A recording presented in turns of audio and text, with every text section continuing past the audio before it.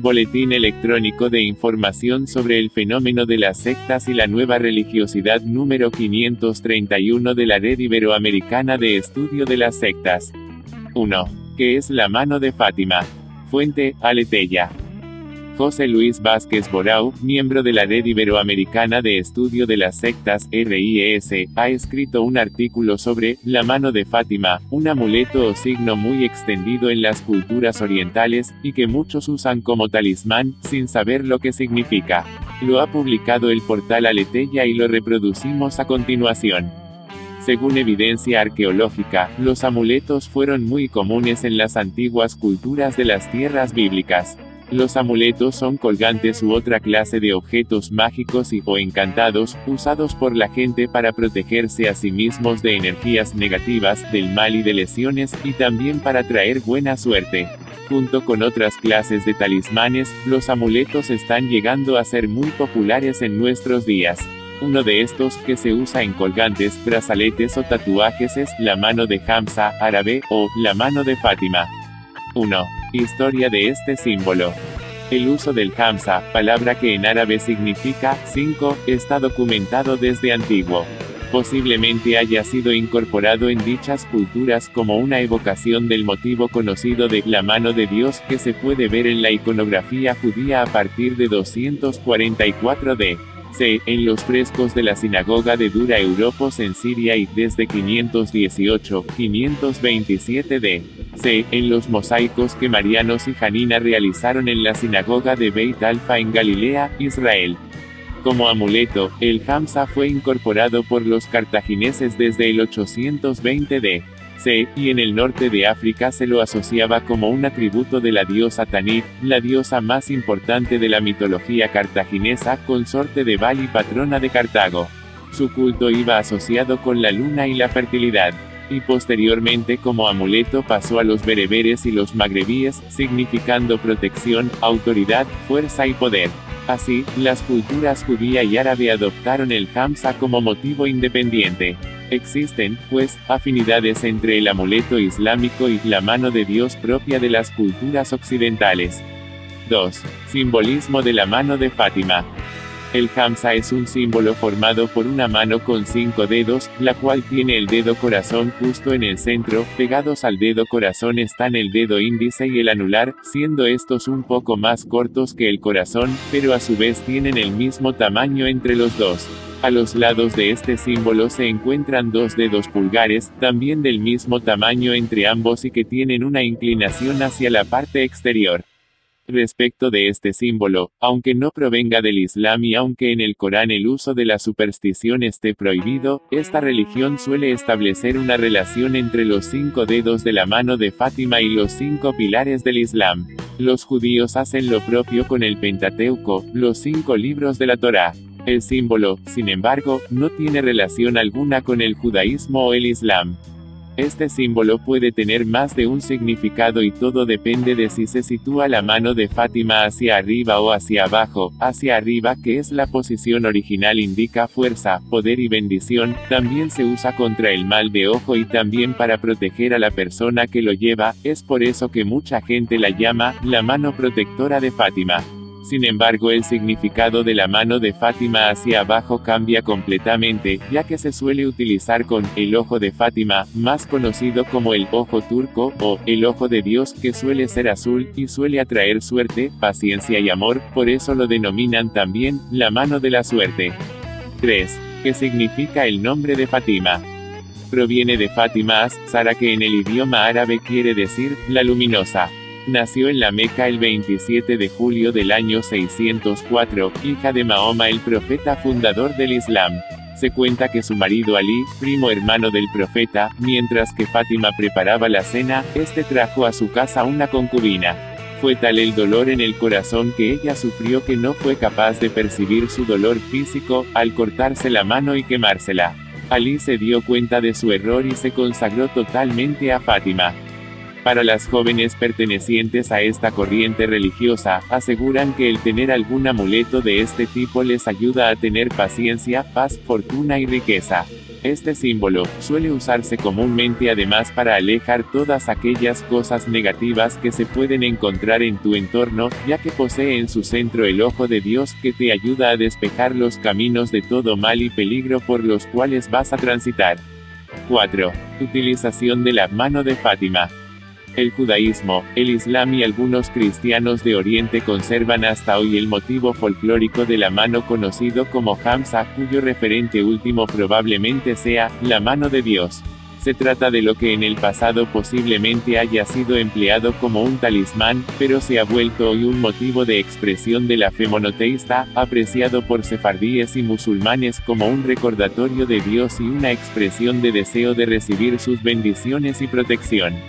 En la cultura popular, el Hamsa es también un motivo decorativo, pero, en principio, no posee el valor de un talismán o de medalla milagrosa. Con todo, hay quienes le confieren un valor fetiche comparable al que algunas personas le dan a una herradura o una pata de conejo, suponiendo que les traerá buena suerte. Pero más allá de esto, el Hamsa no tiene entre los grupos musulmanes o judíos un sentido neopagano. Para ellos, el Hamsa simplemente constituye una expresión de deseo equivalente a que Dios te vea y te bendiga, proteja. Iconográficamente, todas esas expresiones tienen por referente último a la mano de Dios. En la India, que fue invadida por los musulmanes durante siglos, se lo llama mano unsa, una manera de pronunciar Hamsa. En las sociedades contemporáneas, el Hamsa funciona como un recuerdo folclórico o souvenir de viaje que es generalmente adquirido por turistas de diferentes credos monoteístas. Algunas organizaciones que trabajan por la paz en Oriente Medio han adoptado el Hamsa como símbolo conciliatorio basado en las similitudes culturales existentes entre musulmanes y judíos. 5. El uso de la mano de Fátima como amuleto. Si sentimos la necesidad de protección contra el mal y contra poderes demoníacos, Dios tiene algo mucho mejor para ofrecer que amuletos, como encontramos en la carta a los Efesios 6, 11,14-17, vestíos de toda la armadura de Dios para que podáis estar firmes contra las acechanzas del diablo. Estad, pues, firmes, ceñidos vuestros lomos con la verdad, y vestidos con la coraza de justicia, y calzados los pies con el apresto del Evangelio de la paz. Sobre todo, tomad el escudo de la fe con que podáis apagar todos los dardos de fuego del maligno. Y tomad el yelmo de la salvación, y la espada del Espíritu, que es la palabra de Dios. Confiar en los amuletos es dejar de confiar en la providencia amorosa de Dios. 2. Un colegio católico de Madrid acoge un congreso con médiums y espiritistas. Fuente, Infocatólica. Los próximos días 11 y 12 de noviembre se celebrará en Madrid el cuarto Congreso Conciencia, más allá de la luz. En esta ocasión se hablará de las conocidas como experiencias cercanas a la muerte, SM, con la presencia de varios divulgadores e investigadores en la materia. El evento pretende responder a estas cuestiones: ¿qué hay más allá de la luz? ¿Cuántos planos de conciencia compartimos? ¿Qué ocurre cuando cambiamos de plano? ¿Hay evidencias de algo más allá de esa luz? Nuestra memoria y nuestros recuerdos atraviesan ese plano de ida y vuelta, ven a comprobarlo. Entre los ponentes se encuentran algunos tan destacados como Raymond Moody, autor de libros muy difundidos sobre la vida después de la muerte, y Marilyn Rosner, denominada por algunos, la medium más famosa del mundo. Y el lugar elegido para realizar este congreso es, aunque pueda extrañar, un colegio católico de Madrid. En concreto, está previsto que se utilicen las instalaciones del Colegio Obispo Perelló, propiedad de la Congregación de Misioneros de los Sagrados Corazones de Jesús y María de Mallorca, que es titular de otros 4 colegios. El congreso está organizado por Universo Holístico, una popular revista en la órbita de la New Age y de lo esotérico, tras la que se encuentra la empresa Destino Universal SL, titular de la cuenta corriente en la que hay que ingresar el dinero de la inscripción. Según las informaciones públicas disponibles, se trata de una microempresa dedicada a la edición de revistas constituida en 2010 y con sede social en la provincia de Madrid. Gurús de la nueva era. El ponente más destacado es, sin lugar a dudas, Raymond Moody, que además de ser conocido por sus populares libros sobre la CCM, sobre todo Vida después de la vida, es un destacado gurú de la New Age, con una defensa clara de la reencarnación, como puede verse en los vídeos publicados sobre el tema en YouTube, o su libro Coming Back. Ha sido acusado de diversos fraudes por el movimiento escéptico mundial. Por otro lado, Marilyn Rosner es una medium muy conocida. Es decir, practicante y difusora del espiritismo, y participante habitual en las ferias esotéricas que se celebran en España cada vez con mayor frecuencia. Con el sincretismo habitual de la nueva era, ha llegado a afirmar, soy judía pero acepto a Cristo, y asegura compartir, la verdad del mundo del cielo. Además, dice, durante mi infancia experimenté la visión de Jesús y de la Virgen María en distintas ocasiones. Para ello ejerce el espiritismo como medium. En una entrevista en La Vanguardia contaba su procedimiento de invocación: rezo, llamo a mis guías espirituales y entonces un guía especial empieza a comunicarse con los guías de otras personas y con aquellos seres queridos que han sido importantes en la vida de esas personas. Y así continuaba diciendo, cuando alguien va a morir siento que su cuerpo astral está preparado para abandonar el físico, y a veces siento, veo u oigo que alguien quiere hablar, así que me ofrezco como intermediaria. Entro en trance y el espíritu se comunica a través de mí. Además, Marilyn Rosner defiende las experiencias de encuentros y abducciones extraterrestres. En la página web de su organización, The International Institute of Integral Human Sciences, puede verse el tipo de doctrinas y prácticas de New Age y esoterismo que difunde: sanación espiritual, mediumnidad, clarividencia, meditación con mantras, astrología, parapsicología clínica, yoga, alquimia somática, ángeles, mística cuántica, autoindagación terapéutica, energía espiritual de los alimentos, vivencia del potencial divino, apertura del tercer ojo, taller de mandalas, kinesiología espiritual, niños índigo, memorias generacionales y ancestrales, etc. No solo eso, además de esa organización, Rosner ha fundado su propia secta, la Comunidad de la Ciencia Espiritual, Spiritual Science Fellowship, que tiene sus propios ministros. De hecho, en algunos lugares firma ella misma como reverenda. Publican sus horarios de servicios interreligiosos, y ofrecen la posibilidad de oficiar bodas legales en Quebec. Entre parapsicología y reencarnación. Otra de las ponentes, Karen Newell, se dedica a asuntos como los viajes astrales, sanación energética, acústica sagrada. Eben Alexander es un neurocirujano que afirma haber vuelto de la muerte y que se ha hecho rico vendiendo cientos de miles de copias de su libro, con un historial oscuro de falsificaciones y mala praxis que lo han situado fuera de la práctica médica. También intervendrán españoles como el periodista Carlos G. Fernández, colaborador habitual en revistas de misterio y fenómenos paranormales, y autor de varios libros sobre estos temas, como Nos vemos en el cielo, sobre las manifestaciones después de la vida de nuestras mascotas, parapsicología y electrónica y voces del más allá. En el evento participará el español Felipe Enríquez, que es medium, clarividente y clariaudiente, un líder espiritual que transmite los mensajes de amor que necesitan enviar los seres de luz, según un reportaje que hacía propaganda de su figura hace un año. Afirma tener estudios de homeopatía, programación neuro-lingüística e hipnosis ericksoniana. Por parte del gremio sanitario español está un cirujano llamado Juan José López, que está plenamente convencido no solo de que continuamos existiendo después de que nuestro cuerpo deja definitivamente de funcionar, sino también de la realidad de la reencarnación, y ha pretendido demostrarlo con cientos de regresiones. El panel de conferenciantes se completa con la enfermera británica Penny Sartori, que también ha escrito un libro sobre la CCM, y con Joaquín Abenza, otro de los divulgadores españoles de temas paranormales, autor del libro El último peldaño, en el que aborda el fenómeno de los ovnis y otros enigmas. 3. ¿Puede alguien normal entrar en una secta? Responde un psicólogo al hilo de un documental. Fuente, Netflix Spine. Reproducimos a continuación la reseña de Holy Hell que ha escrito José Miguel Cuevas, que es doctor en Psicología Social y profesor en Universidad de Málaga. Experto en sectas y adicciones, es asiduo colaborador con los medios de comunicación. Recogemos la reseña del medio digital Netflix Spine, que congrega a los usuarios de Netflix. Los amantes de documentales de calidad están de enhorabuena.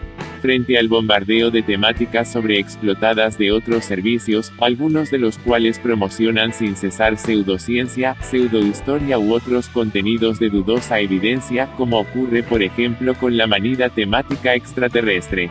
Por el contrario, Netflix apuesta por una amplia variedad de contenidos, también en el mundo del documental, un contenido privilegiado y poco común, introduciendo una gran variedad, también en el ámbito científico y social, con producciones de gran calidad, a la vez que sumamente entretenidas o como poco, intrigantes e impactantes, como la saga Cosmos, secuela de la exitosa serie conducida por Carl Sagan, Jesus Camp, exposición de la terrible fanatización religiosa en la América profunda, The Propaganda Game Corea del Norte.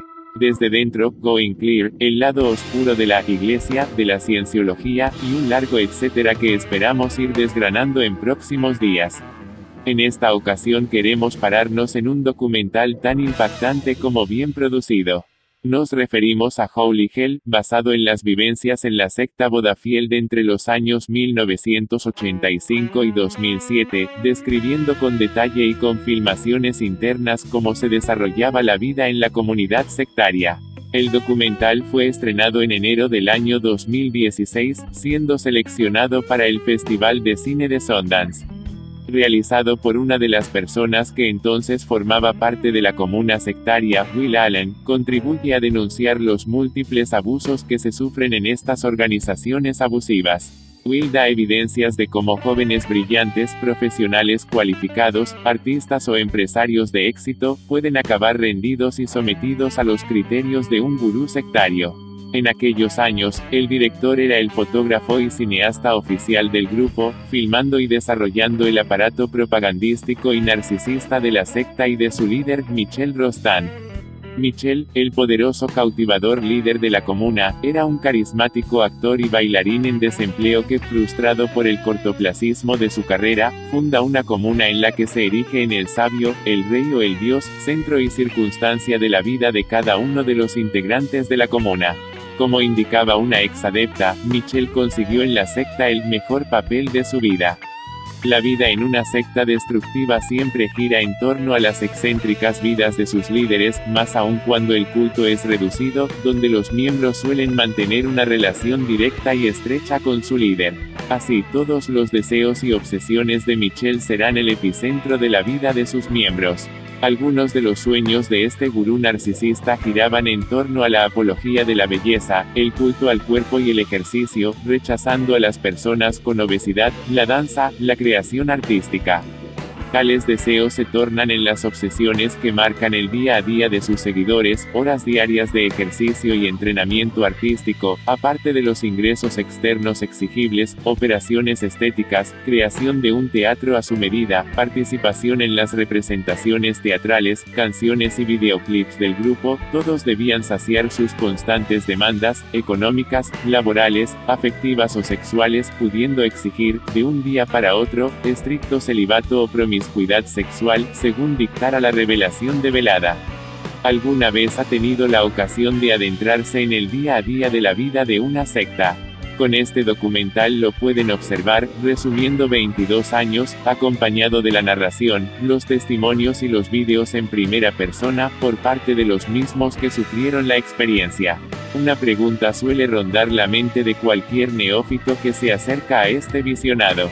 ¿Cómo alguien puede tener el poder de persuadir de esa manera a tantas personas? ¿Qué justifica esta atracción fatal que conlleva un sacrificio constante y un sometimiento aparentemente voluntario?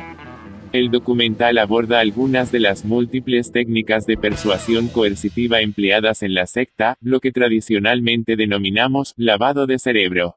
Técnicas que conllevan ineludiblemente una afectación ostensible de la capacidad de decisión y en general, de la voluntad. Los especialistas en sectas conocen bien, identifican y clasifican tales técnicas. Sin desgranarlas para evitar hacer spoiler, sí que podemos describir cómo se categorizan, para que de este modo, el espectador pueda juzgar por sí mismo, si se presentan o no dichas manipulaciones. Estrategias ambientales, aislamiento social y del medio familiar, cambios en el medio que limitan la información externa, debilitamiento, fomento de un estado de dependencia con respecto al grupo, gurú, etc. Estrategias emocionales, bombardeo de amor, inducción de culpa y miedo, técnicas de reforzamiento y castigo, etc. Estrategias cognitivas, alteración de la capacidad crítica y de razonamiento, engaño, técnicas distractoras, manipulación del lenguaje, pensamiento de grupo, condescendencia y señas de identidad grupal, alteración de las fuentes de autoridad, el gurú, el grupo es la única autoridad posible o está por encima de la ley, etc. Estrategias disociativas, empleo de hipnosis con fines manipulativos, alteración de recuerdos, consumo de estupefacientes u otras técnicas que alteran la conciencia o la personalidad, sobrecarga sensorial, tareas monótonas y repetitivas, privación sensorial, etc. Cuando alguien se somete a este tipo de programa, quedará inhabilitado para razonar o para decidir por sí mismo, quedando su libertad y su pensamiento a la deriva, en línea con los intereses y los deseos del gurú, que controlará y guiará la vida de cada uno de los integrantes de la comuna. Animamos al espectador que intente reconocer dichas técnicas en este interesante film documental, puesto que conocerlas ayudará a prevenirlas, a identificar los intentos proselitistas y manipulativos que algunos grupos o algunas personas ejercen en nuestro medio social. 4. El misticismo y la meditación se ponen de moda entre los famosos. Fuente, Vanity Fair. El misticismo se ha puesto de moda entre los millonarios. Se podrá alcanzar el éxito a través de la meditación. Así se plantea el artículo titulado, No sin mi gurú espiritual que ha escrito Emma Roy en el medio Vanity Fair. Lo reproducimos a continuación. He notado que últimamente en las clases de meditación hay más Rolex que Swatch. Parece como si los megapoderosos hubieran descubierto una espiritualidad hasta ahora reservada para gente con sandalias de Jesucristo Superstar. Una amiga me cuenta que en una de sus últimas cenas ilustres, un billonario estadounidense del mundo de la tecnología apareció con una acompañante no especialmente atractiva a quien presentó como su guía espiritual. Un riquísimo heredero europeo asistió con su joven novia y también con su profesor de meditación. Al ver el panorama, un poderoso empresario de la cosmética mundial sentado en la misma mesa lamentó haberse dejado al suyo en casa. La próxima vez me lo traigo, dijo como si se tratara de un nuevo accesorio de moda. En esta atípica reunión, los intentos por llevar la conversación hacia el inevitable tema del Brexit en Reino Unido o hacia el estado de la economía mundial fracasaron catastróficamente. Los asistentes estaban demasiado emocionados intercambiando experiencias de cuán poderosamente sentían el campo magnético del islote Ibicenco de Esvedra cuando se acercaban a él en sus yates este verano o de la necesidad que tienen últimamente de meditar hasta en sus jets privados. El tema estrella fue algo diferente al habitual y se centró en sus experimentos con el ayahuasca, un té alucinógeno que facilitan los chamanes y que, según sus seguidores, produce una transformación espiritual casi milagrosa. Una sesión es el equivalente a 10 años de terapia, aseguraba uno de los comensales mientras disfrutaba de un risotto de trufas regado con petrus. En China los grandes empresarios de la tecnología han copado las plazas de un centro de meditación budista después de que corriera el rumor de que el creador del equivalente chino de WhatsApp encontró en el silencio de esos muros espirituales la inspiración para crear la compañía que le ha hecho multimillonario. Mientras tanto, una invitación circulaba por las direcciones más chic de Europa convocando a los elegidos a acudir a una exquisita boda en Ibiza entre un apuesto aristócrata y una escritora de éxito, ambos italianos. En la tercera línea de la invitación pedían a los asistentes que, en lugar de regalos de lista de boda, entregasen el dinero a una asociación que ayuda a los refugiados que llegan a Italia totalmente desprotegidos. Uno de los que han recibido la exquisita invitación me dice quizás es un inteligente intento de cerrar la brecha entre ricos y pobres que puede acabar mandándonos a la guillotina a todos si no hacemos algo para frenar el descontento que se ha creado. Caridad como seguro de vida. Casi nada. 5. Comienza la construcción del nuevo centro de los mormones en Tarragona. Fuente: Diari de Tarragona.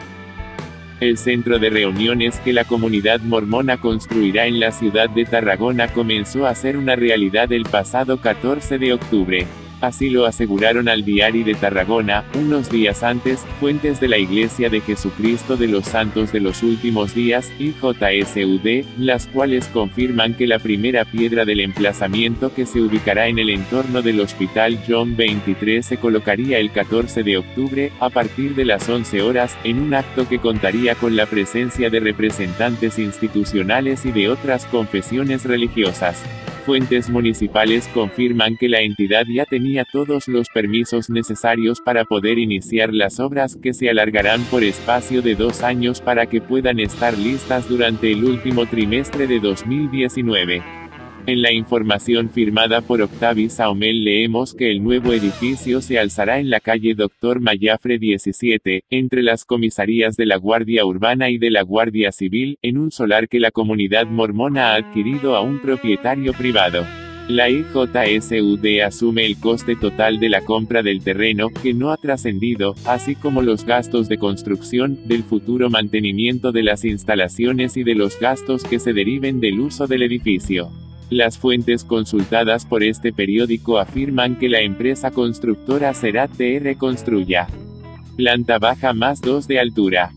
El edificio, que ocupará 580 metros cuadrados en un solar de 1925 metros cuadrados, tendrá una superficie construida de 3.803 y contará con 49 plazas de aparcamiento soterrado, así como otras 20 que estarán en el exterior.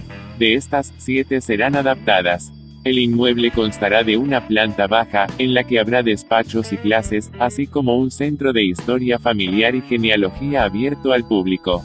En la primera planta, de doble altura, estará ubicado el salón sacramental y una ampliación en donde se celebran las reuniones religiosas, así como otras actividades de tipo cultural. El aforo total de este espacio es de 360 personas. Por último, la segunda planta acogerá más espacios destinados para clases. El proyecto del nuevo centro de reuniones de los mormones en Tarragona incluye un espacio al aire libre, estructurado en varios niveles, donde habrá jardines y un espacio deportivo. Aunque todo ello será de titularidad privada, fuentes de la IJSUD afirman que pondrá estos espacios al servicio y disposición de la sociedad civil. Desde la entidad se afirma que los edificios que construimos, con sus aparcamientos y zonas de deportes, ayudan a revalorizar el entorno, creando un ambiente respetuoso y acogedor. 6. Colombia, le piden a un astrólogo que explique el Premio Nobel de Física en televisión. Fuente: El Espectador. El 3 de octubre la Real Academia de Ciencias sueca anunció a los ganadores del Premio Nobel de Física de este año. El honor les correspondió a 3 físicos norteamericanos, Rainer Weiss, Barry Barish y Kip Thorne, por diseñar los experimentos necesarios para demostrar la existencia de las ondas gravitacionales, un fenómeno predicho por Albert Einstein un siglo atrás. Lo cuenta Pablo Correa en el diario colombiano El Espectador. Para sorpresa de muchos colombianos, los conductores del programa Primera Hora, Iván Lalinde y Silvia Corso, invitaron al astrólogo Ricardo Amilcar Villalobos para explicar el descubrimiento. Una decisión que equivale a pedirle a un experto en esencias florales que explique los últimos descubrimientos en química. Juan Diego Soler, astrofísico colombiano, calificó el asunto con una sola palabra: vergüenza. Hay que entender que estos premios Nobel se lo entregan a quienes están evidenciando la sincronía que nosotros tenemos para con respecto al cosmos, recordándonos que somos parte de las estrellas. Un mundo del que nosotros, día a día, vamos penetrando y dándonos cuenta de que realmente no hay distingos. Los seres humanos somos, como decía Carl Sagan, parte intrínseca del universo. Él hablaba de que todos somos polvo cósmico. Y solamente porque inhalemos y respiremos quiere decir que respiramos las partículas que del universo provienen, fue la respuesta que ofreció satisfecho el astrólogo Villalobos. Para terminar de enredar la bochornosa conversación, el exalcalde de Bogotá Lucho Garzón concluyó: hay tanto tarotista que uno dice, ¿a quién creerle? No tardaron mucho en reaccionar algunas personas en Twitter. El astrofísico venezolano Héctor Rago, profesor en la Universidad Industrial de Santander y un reconocido divulgador de ciencia, escribió: "No sé quiénes son ellos, pero no ayudan a crear valores científicos invitando a un astrólogo a hablar de física. Ni de nada. Tendría que estar reglamentado. No es chiste en un país donde la ciencia no es respetada que un tegua desinforme citando el Nobel y Carl Sagan", tuiteó el actor Víctor Mayarino, y el historiador Felipe Arias Escobar intervino en la conversación con un luego del astrólogo explicando el Nobel de Física. @PrimeraHoracol invitará a un fabricante de literas para que explique el de literatura. Juan Diego Soler, uno de los astrofísicos colombianos más activos en la tarea de divulgar ciencia de manera amena, pero precisa, dice que cuando uno ve que esa es la representación de la ciencia en los medios masivos, siente que ha estado arando en el mar. Pero no nos podemos rendir, no se puede dejar que engañen a la gente de esa forma. Los productores de Primera Hora le explicaron a El Espectador que el segmento del programa con el astrólogo Villalobos estaba dedicado en gran parte a hablar sobre temas esotéricos y solo al final los presentadores le hicieron la pregunta que generó la polémica, pero, aclararon, no fue invitado al programa a explicar el Premio Nobel de Física. 7. La santería ofrece soluciones milagro para los problemas de sus clientes. Fuente: Televisa. Desde el punto de vista antropológico, la santería tiene un lugar dentro de los usos y costumbres de una cultura que mezcla influencias del catolicismo hispano con los ritos africanos de los esclavos que en los siglos de la colonia llegaron a América en barcos españoles. Desde el punto de vista comercial, la santería tiene un pie en el mercado de la ayuda espiritual, principalmente en las naciones del Mar Caribe, aunque gozan de fuerte presencia en España, Venezuela, Estados Unidos, México, Colombia y Panamá. Lo cuenta el medio mexicano Televisa. Los santeros, paleros y videntes ofrecen un servicio, una solución, milagro, a los problemas que tenga un cliente, ya sea económico, médico, social o hasta romántico. Por este servicio, los grupos suelen cobrar cantidades exageradas de dinero, pero que la gente está dispuesta a pagar, desesperada por los pocos resultados que encontraron en la psicología o en la terapia. El siguiente reportaje de Sin Filtros demuestra que no son pocos los casos en que una persona se percata de la charlatanería y se escapa de las redes del espiritismo. Pero también son muchos los que se dejan atrapar y gustosos tiran sus ahorros a cambio de cierto grado de alivio espiritual. El miedo psicológico es uno de los principales anzuelos de los santeros, un arma que saben aprovechar para cumplir su objetivo, la estafa. Enlace del reportaje. 8. La Universidad Complutense de Madrid abre una exposición sobre plantas y brujería. Fuente: UCM. Con el objetivo de divulgar la botánica y el importante papel que desempeñaron ciertas plantas en los ritos, pócimas y creencias de brujos, brujas, hechiceros, chamanes, curanderos o hierberos en todo el mundo y en todas las culturas, el Jardín Botánico de la Universidad Complutense de Madrid, UCM, acogerá una exposición con más de un centenar de objetos y plantas de la colección etnobotánica de esta universidad. Según informa el centro académico, en la coordinación de la exposición han participado las profesoras de Ciencias Biológicas ligados a la colección etnobotánica del Departamento de Biología Vegetal y de la UCM, Isabel Pérez Ruzafa, Estela Seriñá y M. Victoria Azcarate, profesora de Geografía e Historia de la UNED, así como la bióloga Lorena García Álvarez y los profesores de Bellas Artes Consuelo García Ramos y Miguel Ruiz Masip. La brujería en la literatura, en la ciencia, la figura de chamanes, hechiceros, magos y druidas, de la planta medicinal a la planta mágica, beleño, estramonio, mandrágora, belladona, las plantas protectoras, sauco, malva, albahaca, ajo, hipérico, el vuelo de las brujas y sus escobas, los ungüentos y filtros de amor, etc., forman parte de esta singular exposición en la que se podrá conocer más de cerca las leyendas que han suscitado el mundo de las plantas a lo largo de la historia. Desde sus orígenes mitológicos hasta sus aplicaciones mágicas, las plantas han sido utilizadas por el hombre con distinta finalidad. Las personas conocedoras de las virtudes de las plantas, tuvieron un gran poder en las sociedades de todas las épocas y este conocimiento quedó circunscrito, de forma tradicional, a determinados colectivos. La exposición, que se inauguró el pasado 5 de octubre en el aula Civi del edificio principal del Jardín Botánico de la Universidad Complutense, Ciudad Universitaria, permanecerá abierta hasta el mes de abril. El horario de visitas es de lunes a viernes de 10 en punto a 7 en punto h. 9. Astrólogo boliviano se defiende de la acusación de embrujar un banco para su desfalco. Fuente, EJU.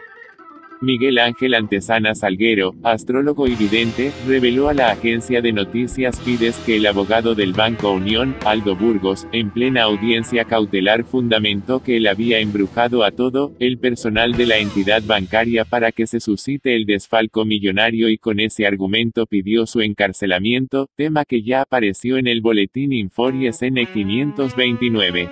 Informa de ello el medio digital boliviano EJU. Anteriormente el abogado Burgos y el ministro de Economía de Bolivia, Mario Guillén, negaron rotundamente que tal fundamentación se había efectuado en audiencia cautelar, llevado a cabo el 12 de octubre en ambientes del Juzgado Primero Anticorrupción de La Paz, día en que se dispuso la detención preventiva del astrólogo y otros implicados. El astrólogo refirió a ANF que el abogado de la entidad bancaria expresó en la audiencia que yo había embrujado a todo el personal del Banco Unión para que suceda el desfalco, y pase lo que ha pasado ahora. Me dijo que yo había embrujado al banco, que yo había embrujado a toda la gente para que nadie se dé cuenta. Detalló que Burgos los indicó de tener mucho poder y con eso hizo que las autoridades del Banco Unión no se percaten de las sustracciones de dinero que iba realizando Juan Franz Parimamani, principal acusado de este caso. Totalmente infundada toda esa explicación que ha planteado el abogado, que yo haya trabajado en forma negativa con magia negra con el tarot, eso nunca ha sucedido, indicó. Antesana señaló que no hay figura jurídica que demuestre que esté implicado en este caso, y con esa fundamentación del embrujamiento el Ministerio Público procedió a procesarlo y encarcelarlo. Dijo que no tiene lógica la fundamentación del abogado del Banco Unión y es poco explicable tales argumentos. Aclaró que su trabajo tiene que ver con el estudio y lectura de cartas, limpias y limpiezas en el cuerpo, y no tiene nada que ver con embrujamientos.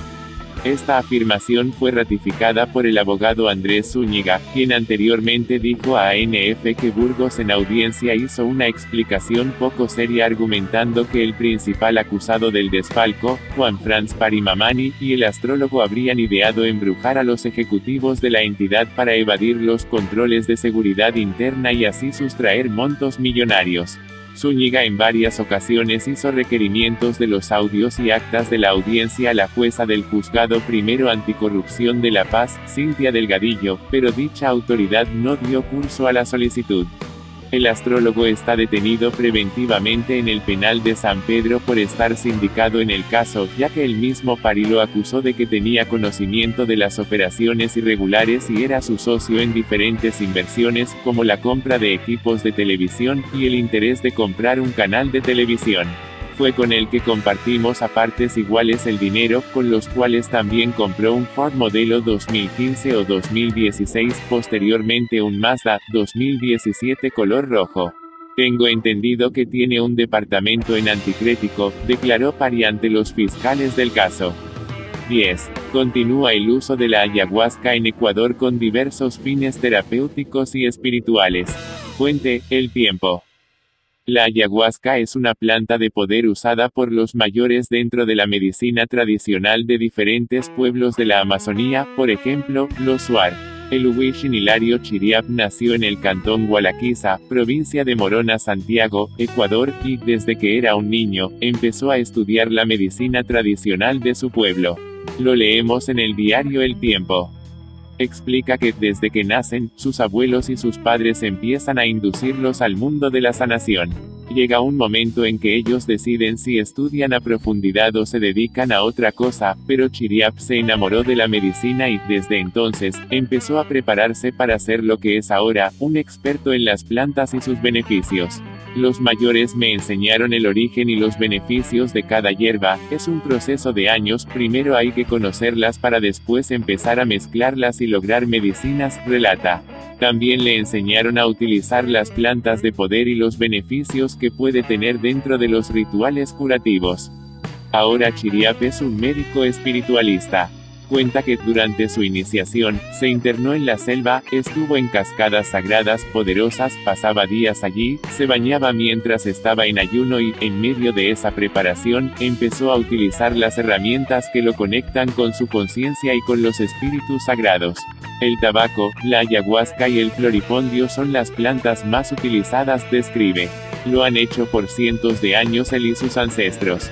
Una de las más poderosas es la ayahuasca. El Uweixin explica que ayahuasca es un término quichua que significa soga de ahorcar o soga de muertos. Pero en la lengua shuar la denominan natem, que quiere decir nacimiento, morir y nacer, y refiere que con el poder de esta planta, se muere lo que no sirve y se renace con una energía limpia, purificada, con renovación celular, física y mental, por lo que otorga una profunda inspiración y visión de la vida, explica Chiriap. Usos de la ayahuasca. Una vez que se pasa por el proceso de preparación, empiezan a rezarle a la tierra, al agua, al aire, hay un conocimiento más puro y real de la vida, hay amor sobre las plantas y se empieza a tener conciencia del bienestar propio y el de los demás.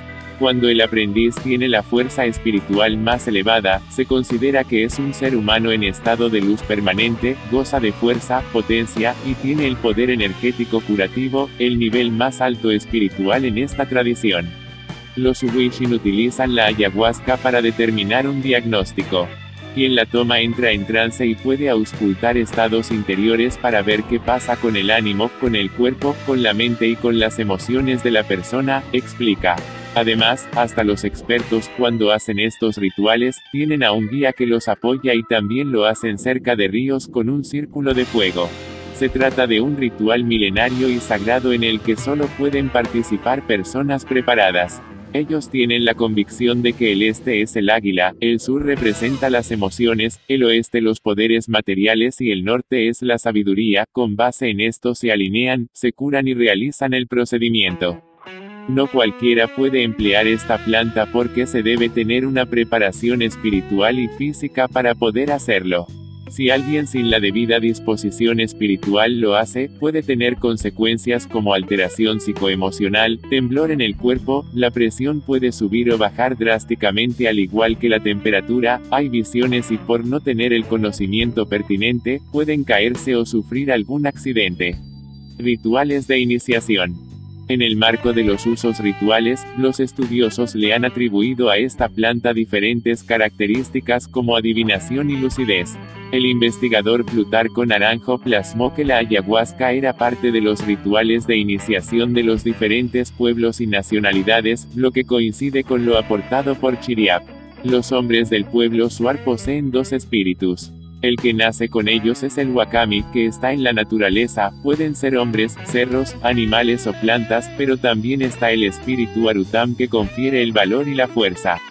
El padre y los abuelos de los jóvenes son quienes deciden cuando sus hijos están aptos para ser hombres, es entonces cuando les dan ayahuasca con agua de tabaco.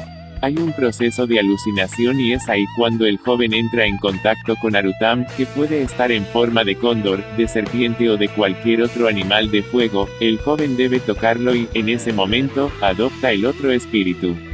La planta es de gran importancia en el pueblo shuar, al igual que en otros pueblos y nacionalidades, pero, por su cultura, su crianza y su cosmovisión, saben que es una planta sagrada y cómo deben usarla para fines terapéuticos, y para rituales de iniciación, todo ello dentro de una compleja cosmovisión. El Uweixin Hilario Chiriap es parte de un centro de saberes ancestrales, Siram Ya, que significa, hermosa estrella. Este espacio lo utilizan para hacer sanaciones, pero también para preparar a las personas en cuanto a los conocimientos sobre medicina tradicional shuar. Para contactarlo se puede hacer a través de su página en Facebook Centro de Saberes Ancestrales Siram Ya. También pueden acudir personas que estén enfermas y que quieran tratarse con personas preparadas en el ámbito de la medicina tradicional. Es el mayor grado al que puede llegar un curandero shuar, se trata de personas expertas en herbología y con una sabiduría única.